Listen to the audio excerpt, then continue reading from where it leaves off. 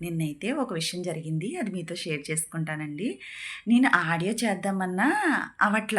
Video చేద్దామన్నా అవ్వట్లేదు. ఎందుకనేసి cell ఒకసారి చూసేసరికి మొత్తం సెల్‌లో అయితే స్టోరేజ్ ఫుల్‌గా నిండిపోయిందండి. దాని కెపాసిటీ ఎంతైతే అంతే భరించగలను కదండీ! నేను నా ఇష్టం వచ్చినట్టు వీడియోస్ చేసేసి వాట్సాప్ మెసేజ్‌లు ఇవన్నీ కూడా అందులో డిలీట్ చేయకుండా అవసరమైనయి, అవసరం లేనియి ఉంచేసానండి. పాపం నా కెపాసిటీ ఇంతే తల్లి. ఇంక వాడకు నా వల్ల కాదని నాకు ఫోనయితే చెప్పినట్టయితే అనిపించింది. అయితే నాకప్పుడే ఒక ఆలోచనొచ్చిందండి. సెల్లయినా ఇంతే, మనిషైనా అంతే గదా! మన బ్రెయిన్ కూడా అంతే గదా! ఎంత ఆలోచించాలో అంతే ఆలోచించాలి. ఏవి ఆలోచించాలో అవే ఆలోచించాలి. మనం అక్కర్లేని విషయాలు ఆలోచిస్తూ దీంట్లో స్టోరేజ్‌ని పెట్టుకుంటే ఎవరు పాడైపోతారో మనమే కదండీ!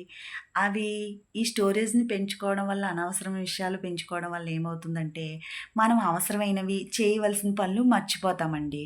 దానికి కారణం మనమే. ఎందుకంటే అక్కర్లేని విషయాలన్నీ బుర్రలో పెట్టుకుని డిలీట్ చేయకుండా మన ఆరోగ్యాన్ని మనమే పాడు చేసుకుంటున్నాం కదా!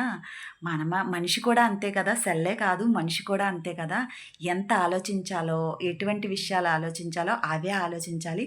మనకి అనవసరమైన విషయాలు ఏవైతే ఉన్నాయో అవి డిలీట్ చేయకపోవడం వల్ల మనం చేయవలసిన విషయాలు, చేయవలసిన పనులు అన్నీ కూడా మర్చిపోతున్నామండి. ప్రతి ఇంటిలోని నాతో సహా ఒక సమస్య. ఆ సమస్య ఏంటో తెలుసా అండి? మతిమరుపు.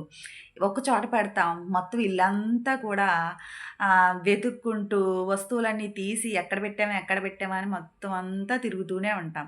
కానీ ఆ వస్తువు మనం పెట్టిన చోటే ఉంటది. కాకపోతే ఆ పెట్టిన చోటైతే మర్చిపోతున్నాం.